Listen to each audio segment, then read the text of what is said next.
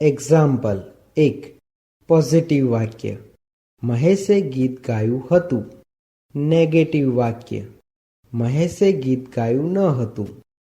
Interrogative વાક્ય: શું મહેશે ગીત ગાયું હતું? આપણે સૌ પ્રથમ આ વાક્યોમાં સબ્જેક્ટ, ઓબ્જેક્ટ અને વર્બ કોને કહેવાય તે જોઈએ.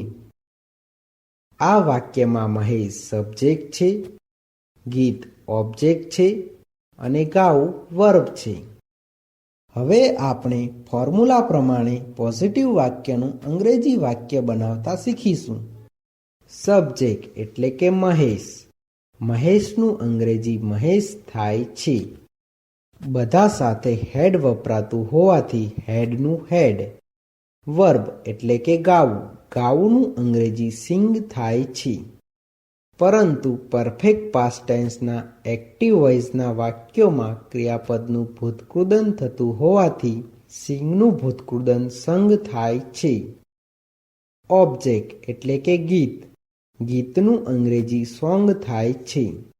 પરંતુ સોંગ આગળ આર્ટિકલ એ લાગતો હોવાથી તેને અ સોંગ એમ લખાય છે. આ વાક્યમાં અધર વર્ડ્સ નથી. આમ આ વાક્યનું અંગ્રેજી મહેશ હેડ સંગ અ સોંગ એવું થાય છે. તેવી જ રીતે નેગેટિવ વાક્યનું અંગ્રેજી વાક્ય બનાવતા શીખીએ. સબ્જેક્ટ એટલે કે મહેશ. મહેશનું અંગ્રેજી મહેશ થાય છે. બધા સાથે હેડ વપરાતું હોવાથી હેડનું હેડ. નોટનું નોટ.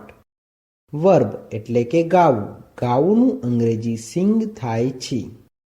પરંતુ પરફેક્ટ પાસ્ટ ટેન્સના એક્ટિવ વોઇસના વાક્યોમાં ક્રિયાપદનું ભૂતકૃદન થતું હોવાથી સિંગનું ભૂતકૃદન સંગ થાય છે. ઓબ્જેક્ટ એટલે કે ગીત. ગીતનું અંગ્રેજી સોંગ થાય છે. પરંતુ સોંગ આગળ આર્ટિકલ એ લાગતો હોવાથી તેને અ સોંગ એમ લખાય છે. આ વાક્યમાં અધર વર્ડ્સ નથી. આમ આ વાક્યનું અંગ્રેજી મહેશ હેડ નોટ સંગ અ સોંગ એવું થાય છે. તેવી જ રીતે ઇન્ટ્રોગેટિવ વાક્યનું અંગ્રેજી વાક્ય બનાવતા શીખીએ. બધા સાથે હેડ વપરાતું હોવાથી હેડનું હેડ. સબ્જેક્ટ એટલે કે મહેશ. મહેશનું અંગ્રેજી મહેશ થાય છે. વર્બ એટલે કે ગાવું. ગાવુંનું અંગ્રેજી સિંગ થાય છે. પરંતુ પરફેક્ટ પાસ્ટ ટેન્સના એક્ટિવ વોઇસના વાક્યોમાં ક્રિયાપદનું ભૂતકૃદન થતું હોવાથી સિંગનું ભૂતકૃદન સંગ થાય છે. ઓબ્જેક્ટ એટલે કે ગીત. ગીતનું અંગ્રેજી સોંગ થાય છે. પરંતુ સોંગ આગળ આર્ટિકલ એ લાગતો હોવાથી તેને અ સોંગ એમ લખાય છે. આ વાક્યમાં અધર વર્ડ્સ નથી. આ ઇન્ટ્રોગેટિવ વાક્ય હોવાથી વાક્યની પાછળ ક્વેશ્ચન માર્ક આવે છે.